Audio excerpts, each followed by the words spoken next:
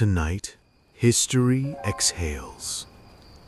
Before the posters, before the chants, before the legend, there was a quiet boy, struggling to breathe, staring into the distance, wondering why the world felt so unequal.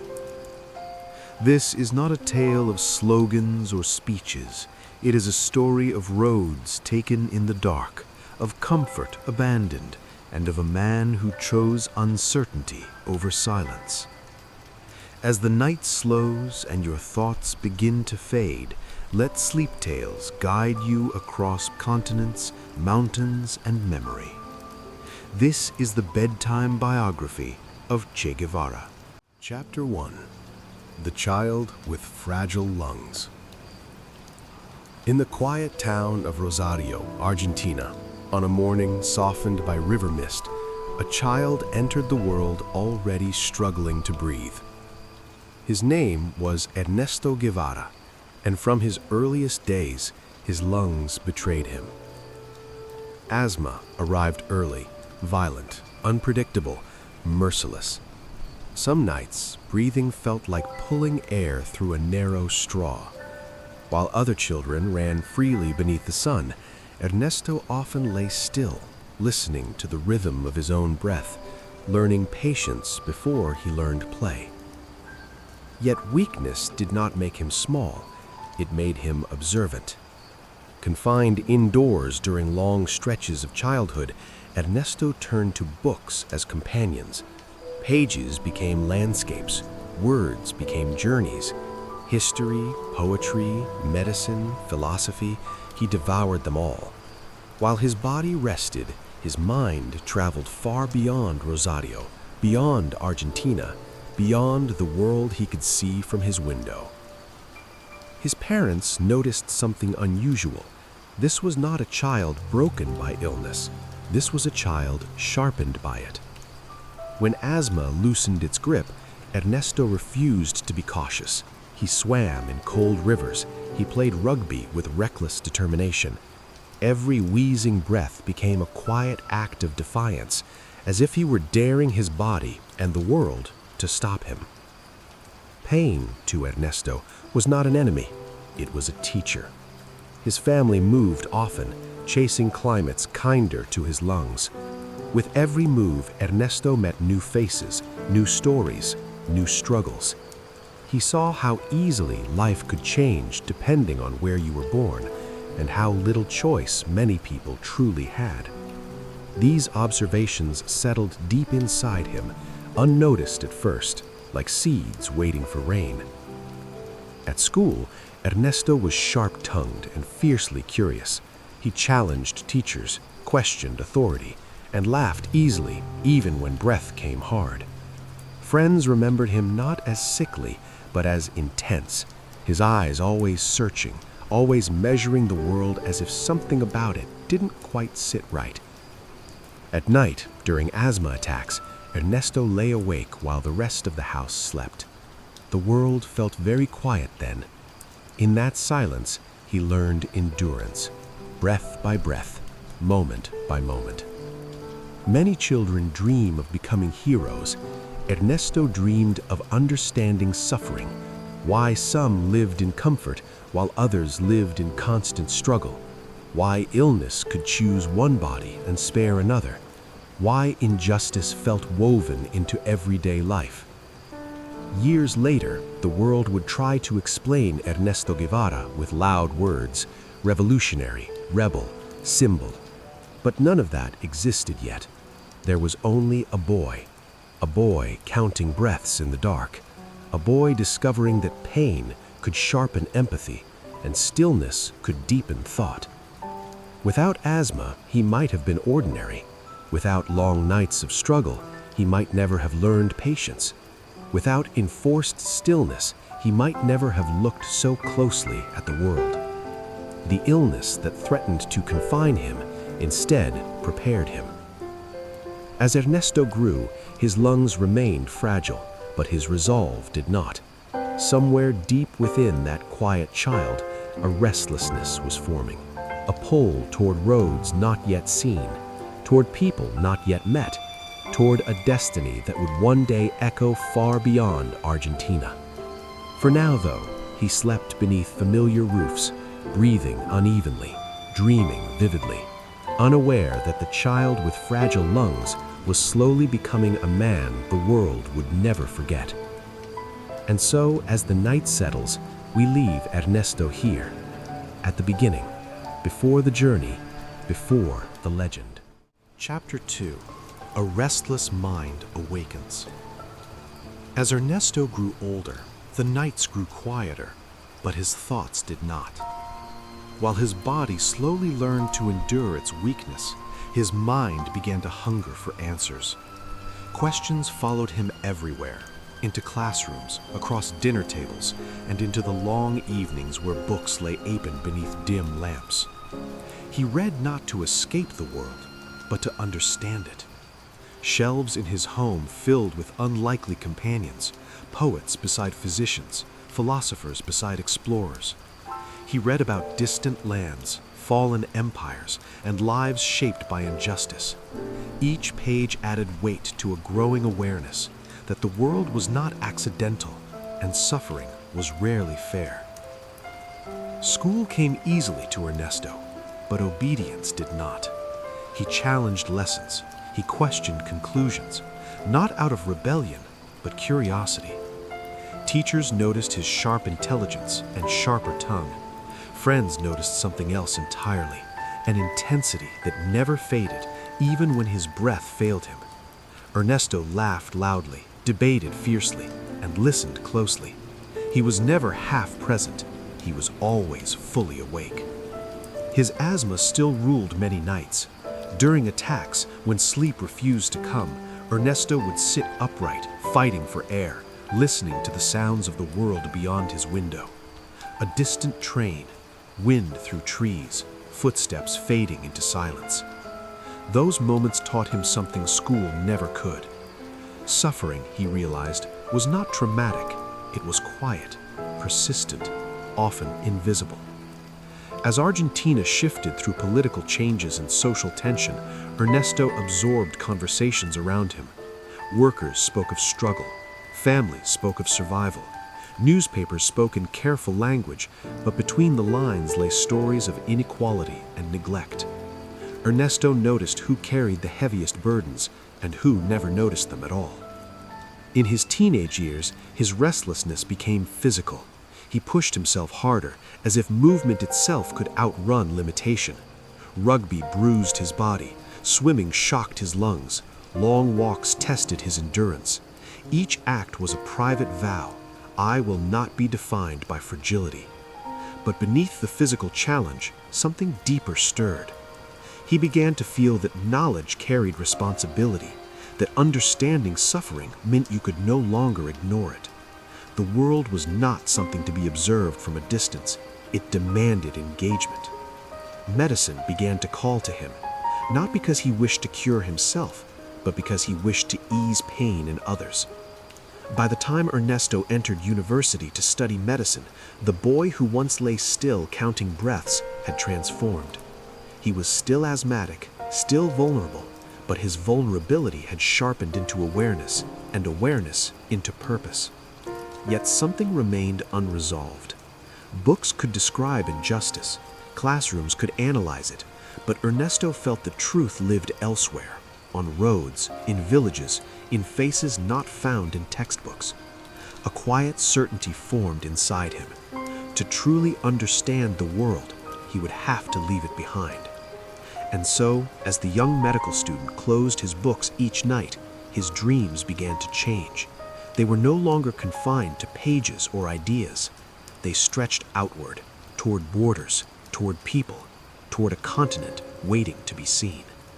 The mind had awakened, and soon the road would call. As the night deepens, we leave Ernesto here, standing between comfort and curiosity, unaware that one decision, one journey, would change everything. Chapter 3. The Call of the Open Road. The idea began quietly, not as a plan, but as a feeling. Ernesto would sit with his books open, lectures complete, and feel an unease he could not explain. Knowledge was accumulating, but certainty was not. The world he studied in classrooms felt distant from the world he sensed beyond the horizon. Then came the motorcycle.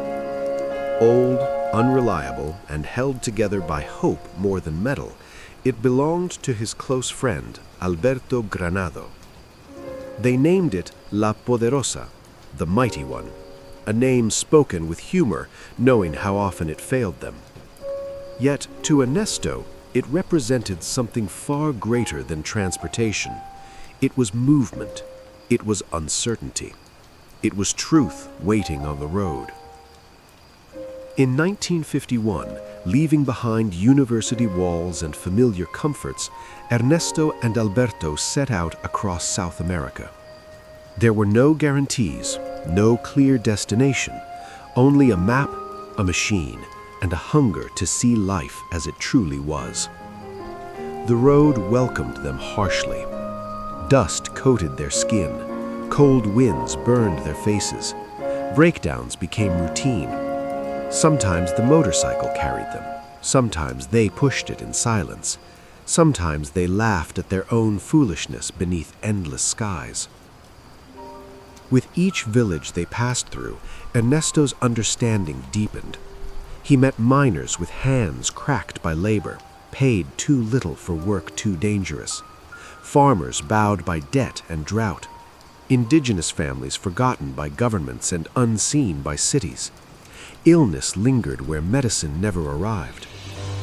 As a medical student, Ernesto treated wounds with limited tools.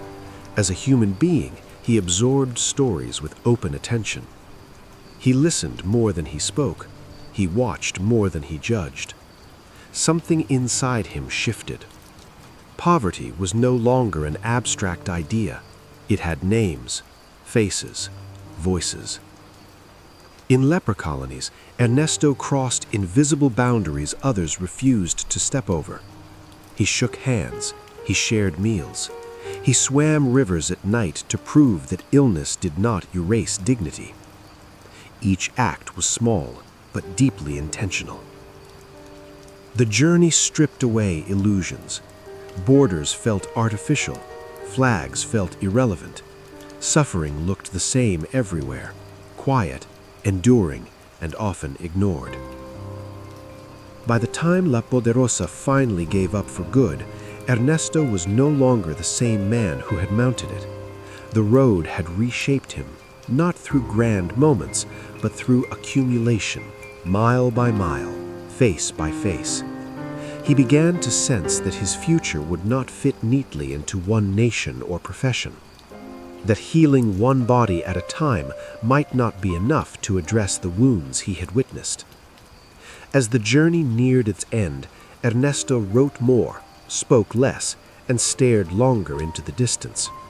The road had answered his questions with more questions, and those questions refused to fade. As night settles around us, we leave Ernesto here, no longer just a student, not yet a revolutionary, but transformed. The road had spoken, and he had listened. Chapter 4: Faces of a Wounded Land. As the journey continued, the landscape began to change, but the suffering did not. Mountains rose, valleys opened, borders blurred, but everywhere Ernesto went, he found the same quiet struggle repeating itself in different forms. Poverty wore many faces, yet spoke the same language. In the highlands, the air grew thin and unforgiving. Indigenous families lived close to the earth, their lives shaped by labor passed down through generations. Ernesto watched children work beside parents, their futures already heavy with responsibility. No textbooks had prepared him for this. He noticed how illness followed hardship like a shadow. Untreated wounds festered. Simple infections became lifelong burdens. The absence of doctors was not accidental. It was systemic, rooted in neglect and distance. At night, Ernesto wrote. Not dramatic declarations, just observations. He wrote about hands hardened by work, eyes dulled by exhaustion, and dignity preserved despite deprivation.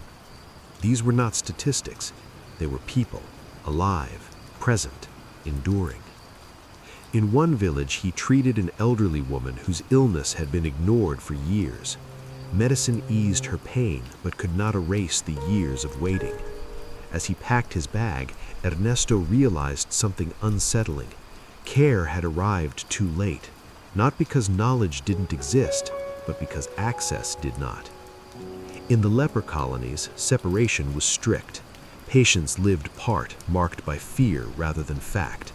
Ernesto ignored invisible lines drawn in sand. He ate with them, he spoke to them, he touched them. For him, medicine was not just treatment, it was recognition. Each encounter deepened a growing belief. Suffering was not evenly distributed, and neither was responsibility. The world was structured in ways that made some lives easier and others endlessly fragile. The road no longer felt romantic. It felt necessary. Ernesto's laughter grew quieter. His silences grew longer. He listened more carefully, aware that every story carried weight.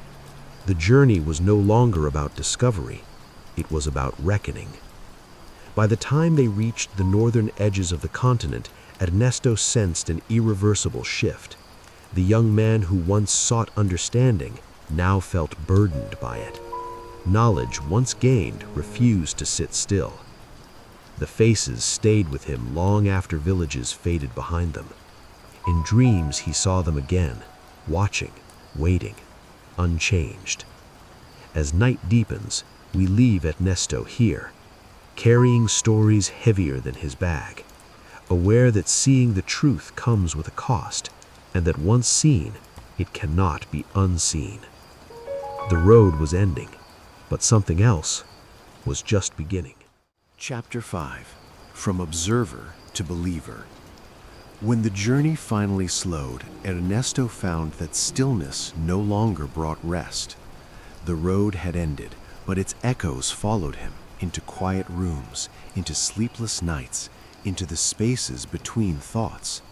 The faces he had seen did not fade with distance. They lingered, asking nothing, yet demanding everything. He had left Argentina as a student. He returned as a witness. At first, Ernesto tried to return to normal life. He resumed his medical studies. He attended lectures. He passed examinations. But something fundamental had shifted. Medicine, once a calling, now felt incomplete on its own. He could treat symptoms, but not causes. In hospital wards and clinics, he noticed the same patterns repeating. The poor arrived later. They suffered longer. They were spoken to less. Ernesto saw how illness was not merely biological. It was social, economic, and deeply political, even when no one used that word aloud. His thoughts grew sharper. His writing grew bolder. Ernesto began to believe that compassion without action was a kind of silence, that understanding suffering meant accepting responsibility for it. The observer within him could no longer remain detached. He read differently now. Philosophy felt urgent. History felt unfinished. Political theory, once abstract, now appeared personal, connected to the miners he met, the patients he treated, the children who worked instead of play. The world, he realized, was not broken by chance. It was arranged. This realization did not arrive with anger. It arrived with clarity. Ernesto was not drawn to power or recognition. He was drawn to coherence, to a world where dignity was not a privilege, where healthcare, food, and opportunity were not accidents of birth. Slowly, almost imperceptibly, his language began to change. He spoke of unity across borders, of shared humanity, of systems rather than individuals. These ideas did not make him loud, but they made him resolute. Friends noticed the shift. This was no longer a man merely curious about injustice. This was a man convinced it could not be tolerated. And yet, despite his growing certainty, Ernesto remained restless. Belief alone felt insufficient. Ideas needed grounding. Convictions demanded testing. He felt pulled outward once more. The road had taught him how to see. Now he needed to learn how to act. As night settles around us, we leave Ernesto here, standing at a crossroads, no longer just a traveler, not yet a fighter, but transformed from observer to believer, aware that belief, once formed, rarely allows a peaceful sleep. Chapter 6. A New Name is Born. It happened gradually, so gradually that Ernesto himself may not have noticed. He traveled again, this time without the innocence of discovery. The road no longer surprised him. It confirmed what he already sensed. Borders changed, accents shifted, but inequality remained, constant and unmoved. In conversations with strangers, Ernesto spoke passionately, often late into the night. His Argentine accent slipped into a familiar habit. He punctuated sentences with a casual word, a small sound of recognition. Che. Che, he would say, to begin a thought. Che, to draw someone closer into conversation. It was informal, friendly, unremarkable. Yet people remembered it. In Mexico City, among exiles, students, and dreamers displaced by politics and circumstance, the nickname followed him.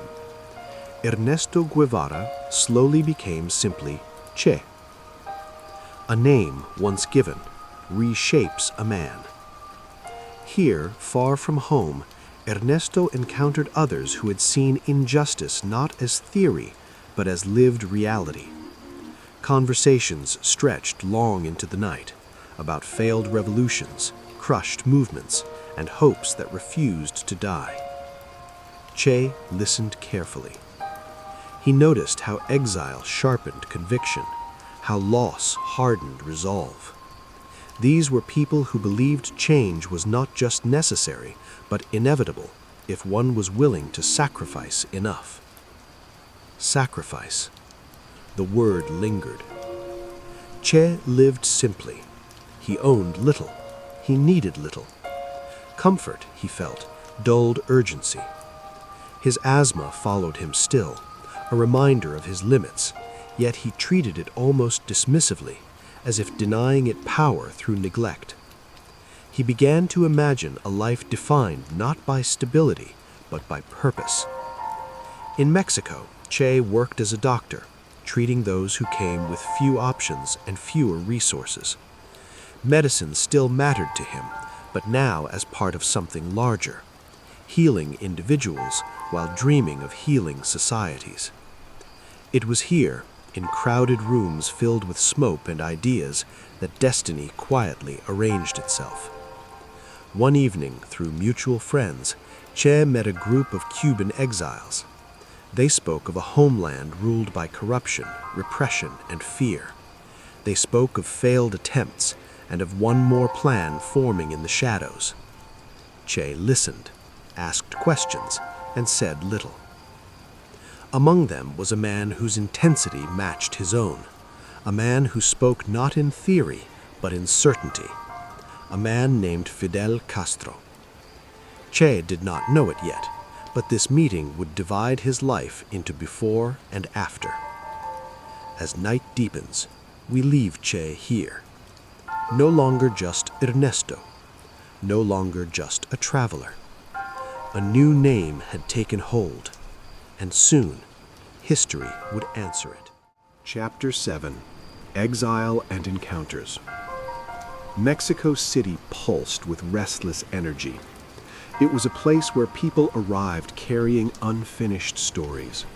Artists without stages, workers without homes, revolutionaries without countries. For Che, it felt strangely familiar.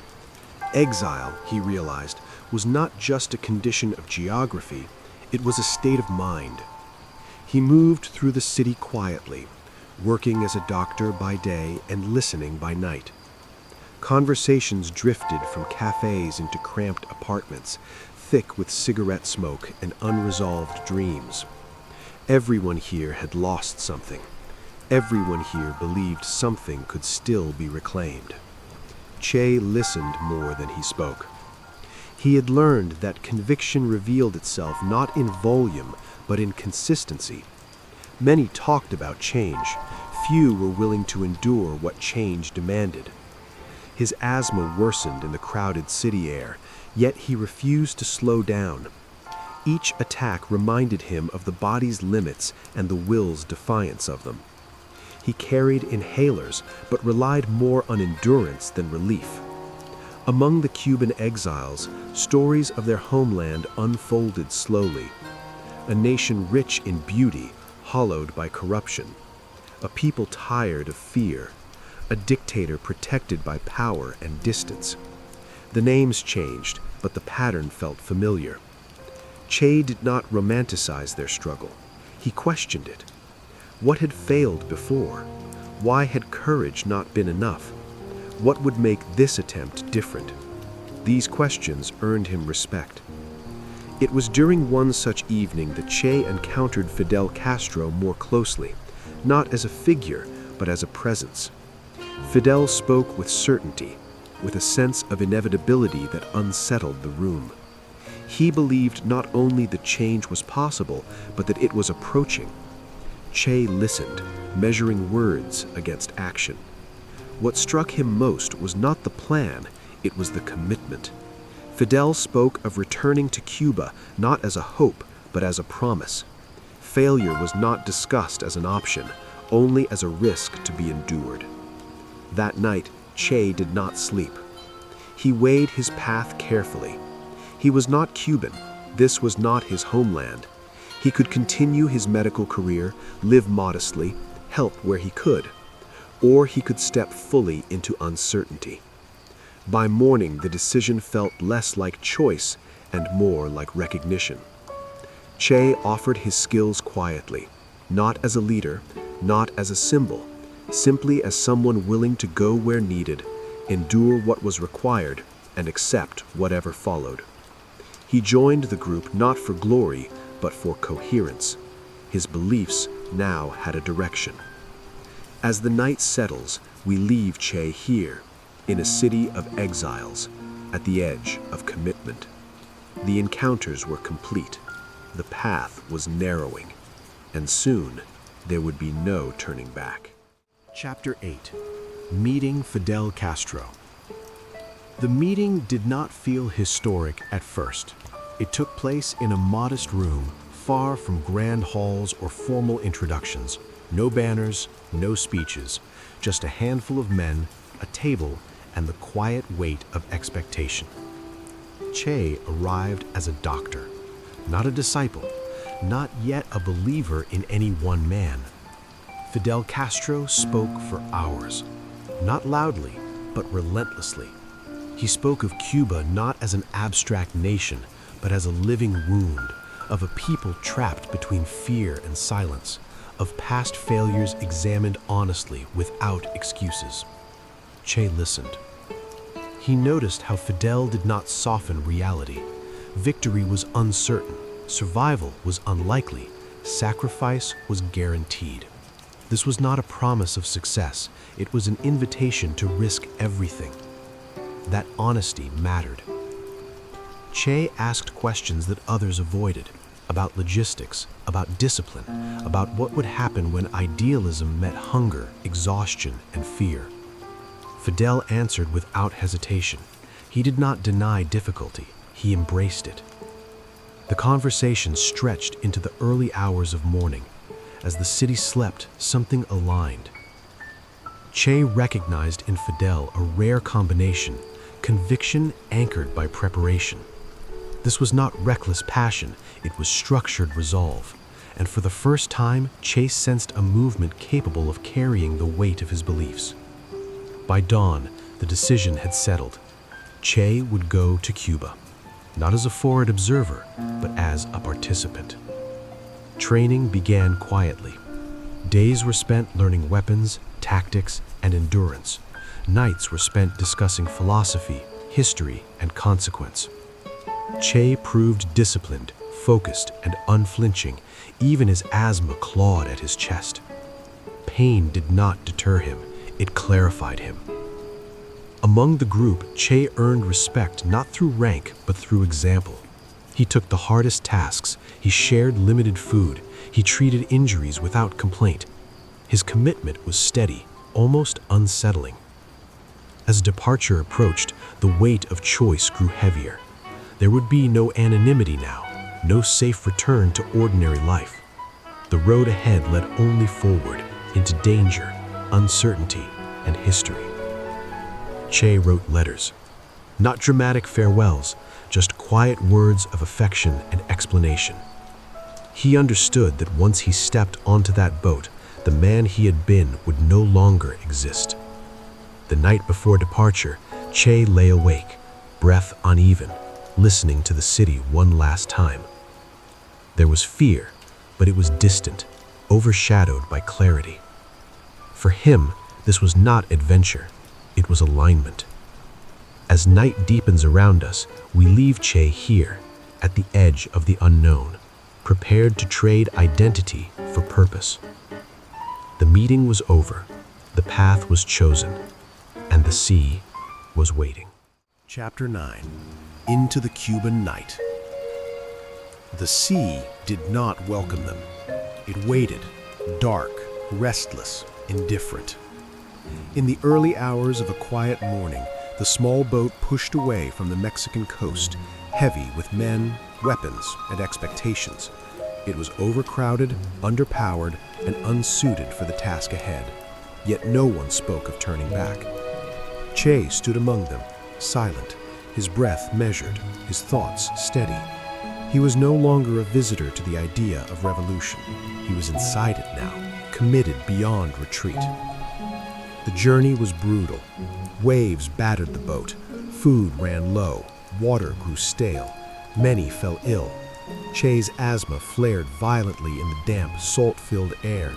Each breath burned, yet he refused special treatment, insisting on equality even in suffering.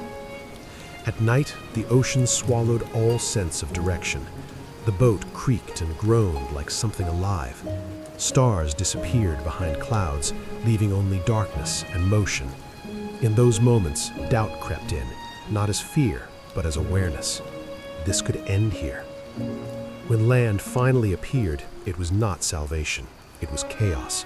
They arrived late, disoriented and vulnerable. Government forces were waiting. Gunfire shattered the silence.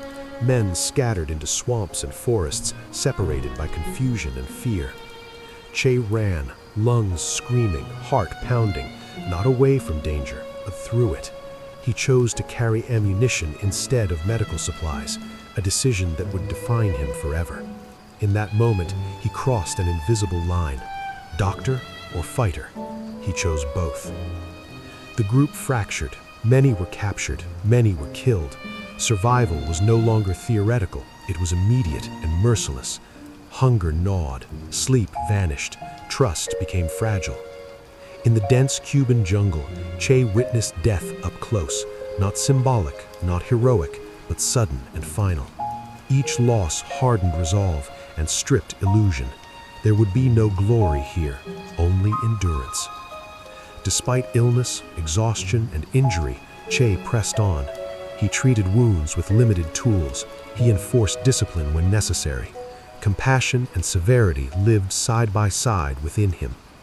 Slowly, painfully, the survivors regrouped. The mountains became their refuge. The jungle became their teacher. Every sound mattered. Every step carried consequence. Che adapted, learning the rhythms of guerrilla life, movement, concealment, patience. The man who had once studied illness now studied survival. As days blurred into weeks, something solidified within him. Fear diminished, not because danger lessened, but because purpose grew stronger than uncertainty. He was no longer reacting to events, he was shaping himself within them. As night deepens, we leave Che here, in the shadows of the Sierra Maestra, no longer defined by the sea behind him. The Cuban night had claimed him, and from it, a new identity was emerging. Chapter 10: The Guerrilla in the Mountains. The mountains did not offer comfort, they offered discipline. In the dense folds of the Sierra Maestra, days lost their names and nights stretched endlessly. Hunger became familiar, sleep arrived in fragments. Every sound, a snapped twig, a distant echo, carried meaning. For Che, the mountains were both trial and transformation. Asthma followed him relentlessly. Cold air tightened his chest. Damp ground weakened his body. Yet he never asked for leniency. If anything, he demanded more of himself than of others.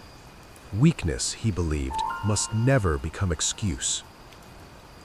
The guerrilla camp was quiet but intense. Words were chosen carefully. Trust was built slowly. Che observed everything. Who remained calm under pressure, who shared food without being asked, who complained when no one was listening. Discipline mattered. He insisted on order even in chaos. Weapons were cleaned, rules were enforced, mistakes were corrected without cruelty, but without softness either. Che believed survival depended not on bravery, but on consistency. Yet beneath the severity lived compassion. At night, by dim firelight, Che treated wounds with the same care he once gave patients in hospitals. He spoke gently to the injured. He wrote notes. He remembered names. The doctor had not disappeared, it had simply adapted. Locals began to notice him. Peasants brought food when they could, guided by quiet trust rather than ideology. Che listened to their concerns, learned their terrain, respected their hardship. He understood that revolutions did not begin with slogans, but with dignity. Slowly, his role changed. He became a teacher, instructing new recruits in discipline and purpose. He became a strategist, understanding movement and timing, and, without ceremony, he became a leader. Leadership did not sit easily with him. He accepted it as responsibility, not reward. There were moments of doubt, silent, unshared. The cost was high. Lives were fragile. Decisions carried irreversible consequences. Che carried these weights privately, allowing no one to see the strain. The mountains demanded everything. Over time, the group grew stronger. Movements became precise. Confidence replaced fear. The jungle, once hostile, became familiar. Che had found his place, not because he sought power, but because he endured when others faltered. As the night settles, we leave Che here, hardened by hardship, shaped by necessity. The guerrilla had been forged, and soon the mountains would echo with change. Chapter 11: Victory at Dawn. Victory did not arrive with celebration. It arrived quietly, almost cautiously, like the first light before sunrise. Months had passed in the mountains. The guerrillas were no longer scattered survivors hiding from pursuit. They were organized, disciplined, and patient. Each small success, an ambush survived, a town influenced, a supply line disrupted, shifted the balance, slowly but unmistakably. Che moved through it all with steady focus. He no longer questioned whether change was possible. The question now was how much it would cost. Losses had accumulated. Names were remembered. Graves were unmarked. Victory, he understood, was never clean. As government forces weakened, fear began to change sides. Soldiers deserted. Support faded.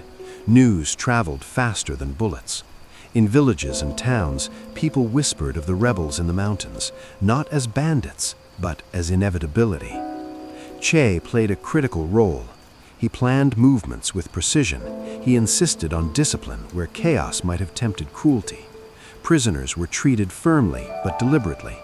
Che believed that how power was used before victory determined what followed after it. As the final days approached, exhaustion settled deep into his bones. Asthma attacks returned with intensity, yet he pushed forward. Sleep became rare, decisions became heavier.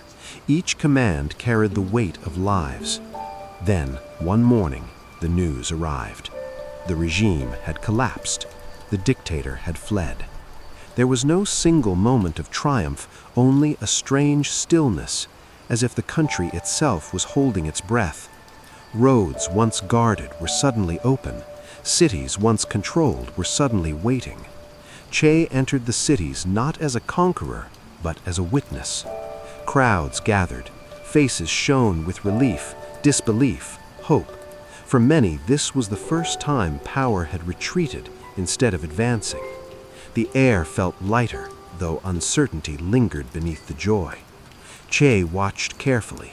He knew that victory was not an ending, it was exposure. Now the movement would be tested not by survival, but by responsibility. Governing, he believed, was more difficult than fighting.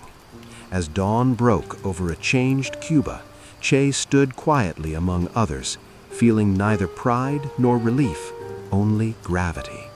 The journey from the mountains had delivered them here, but the path ahead was unclear. The boy with fragile lungs had survived the impossible.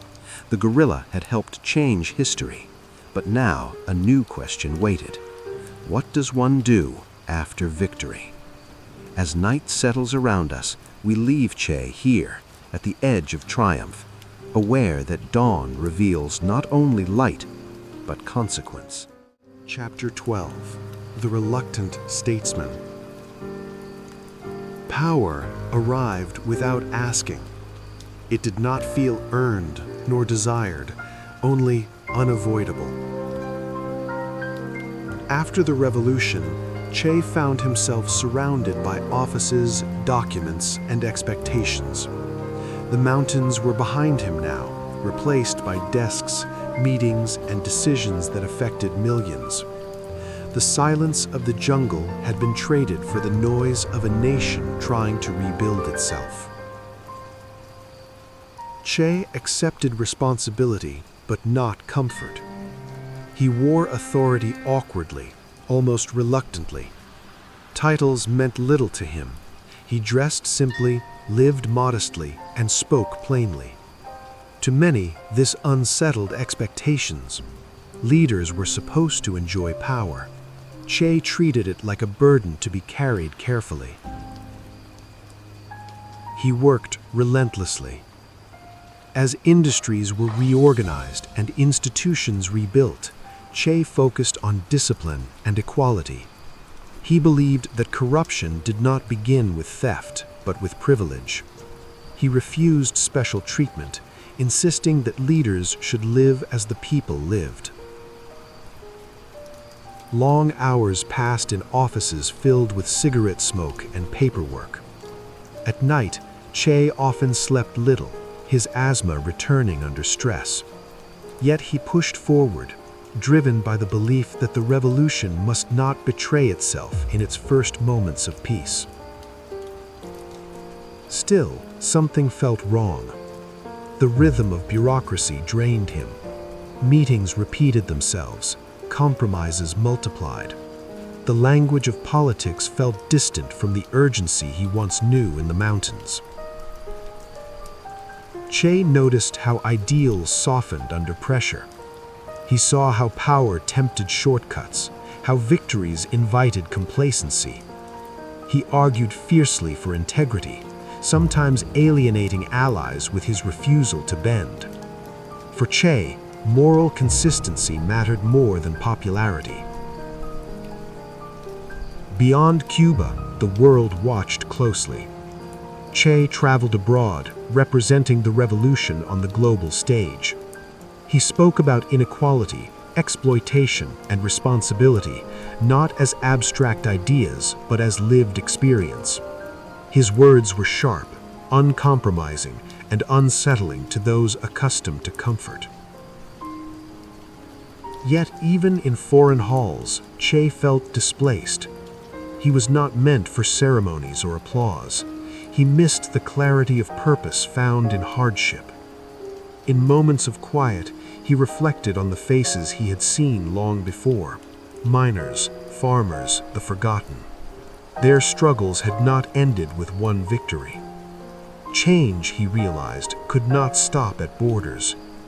The more settled his life became, the more restless he grew. Comfort felt dangerous. Stability felt like stagnation. Che feared that staying would slowly erode the urgency that defined him. One night, unable to sleep, he wrote privately about the need to move again, to place himself where the struggle was still raw, unresolved, and demanding. Power had come, but peace had not. As night settles, we leave Che here, surrounded by authority, haunted by purpose. A statesman by necessity, a wanderer by nature, and somewhere within him, the road was calling once more. Chapter 13. The Man Who Walked Away. The decision was not sudden. It unfolded slowly, quietly, over many sleepless nights. Che had everything a revolutionary was supposed to want: respect, influence, a place in history already secured. Yet each day, the distance between who he was and where he stood grew wider. Comfort unsettled him. He watched as routines formed and urgency softened. Meetings replaced movement. Words replaced action. The revolution had won, but the struggle he carried inside him remained unfinished. Che believed that a life of comfort, once accepted, was rarely surrendered, and he feared what staying might turn him into. So he chose absence. One night, he began to write. Letters not meant for the public, but for the people closest to him. In careful words, he explained what could not be explained easily, that his path demanded departure, not loyalty to place, but loyalty to principle. He wrote of unfinished battles, of injustice still breathing elsewhere, of the need to live as he believed. There was no bitterness in his farewell, only resolve. When Che left Cuba, he did so without ceremony. No parades, no speeches, just quiet departure. The man who had helped reshape a nation stepped into anonymity once again, trading certainty for risk. He traveled under different names, moving through continents like a shadow. Africa came first, a land of struggle still raw, still volatile. Che arrived not as a hero, but as a student, observing, advising, and learning once more. The conditions were harsh. Unity was fragile. Ideals clashed with reality. The environment tested both body and belief. For the first time in years, Che faced failure not in battle, but in alignment. The struggle there did not unfold as hoped. Illness weakened him. Isolation deepened. Support faltered. Che recognized when persistence crossed into futility. Leaving Africa was not retreat, it was acceptance. Yet he did not abandon the road. Che believed that failure did not negate purpose, it refined it. He turned his attention toward Latin America once more, drawn by the belief that the continent's wounds mirrored those he had first encountered as a young traveler. Bolivia emerged not as a strategic choice, but as a symbolic one, a place where struggle might ignite something larger.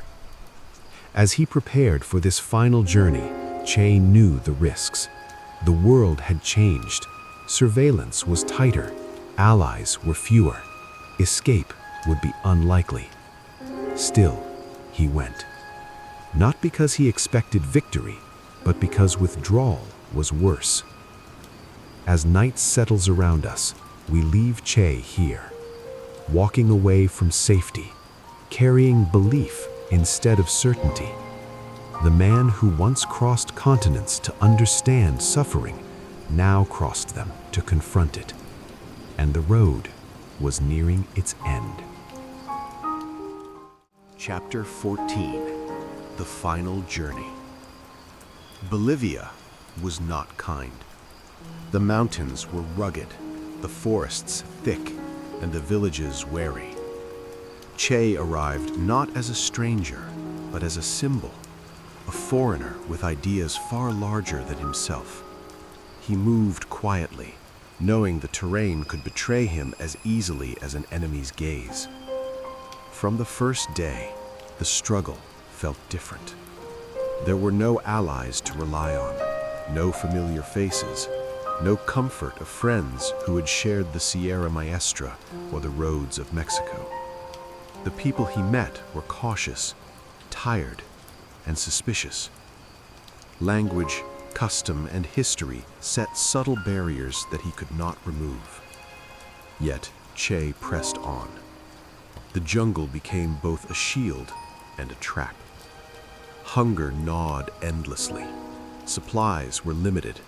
Communication with the outside world was nearly impossible. Every decision carried weight, not just for survival, but for the cause he had devoted his life to. He moved with careful precision, teaching, advising, and leading. Every step was calculated, every movement measured. His men trusted him not because of fame, but because of unwavering dedication. And yet, danger shadowed him constantly. The army and local militias were relentless. Betrayal lurked in quiet whispers.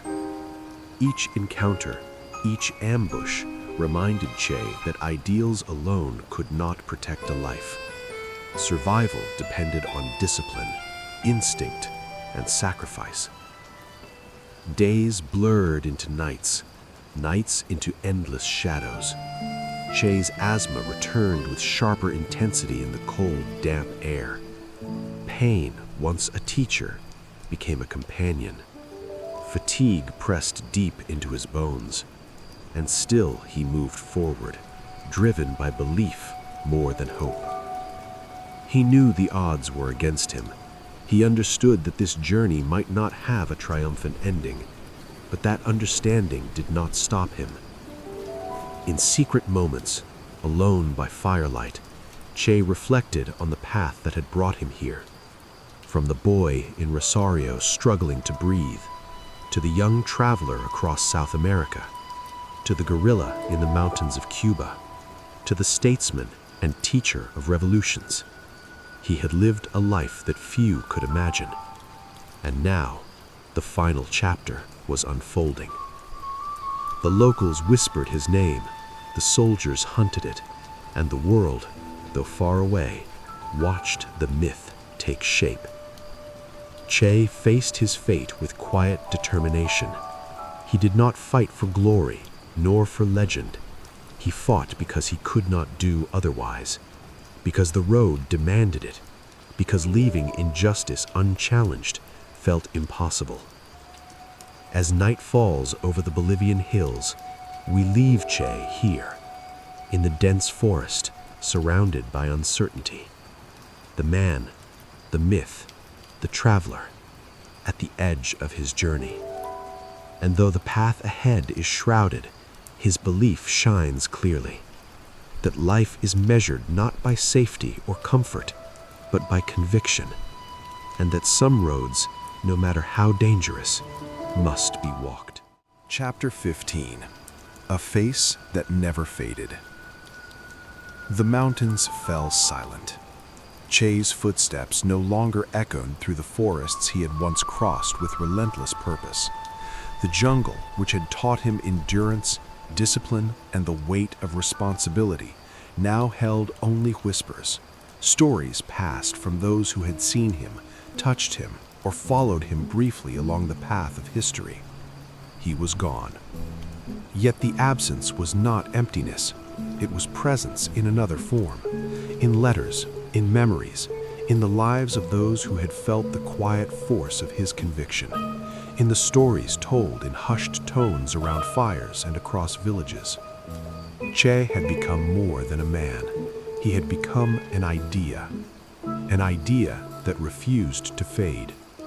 From the boy with fragile lungs in Rosario, to the young traveler across South America, to the guerrilla in Cuba's mountains, to the man who walked away again and again. Every step, every choice, every sacrifice left an imprint, subtle yet indelible. Legends grow over time.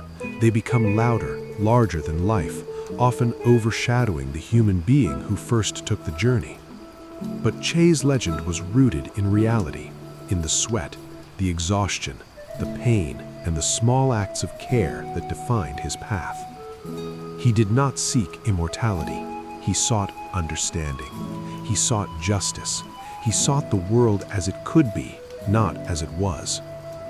Even in death, the clarity of his purpose lingered. Faces of the oppressed, stories of injustice, and the quiet suffering he had witnessed traveled with him into memory. They became part of the myth, part of the truth, part of the reason why his name would continue to inspire. Che's life was not perfect. It was not free of error, fear, or doubt, but it was complete in its courage, complete in its refusal to ignore the world's pain, complete in the choice to move through uncertainty rather than sit safely on the sidelines.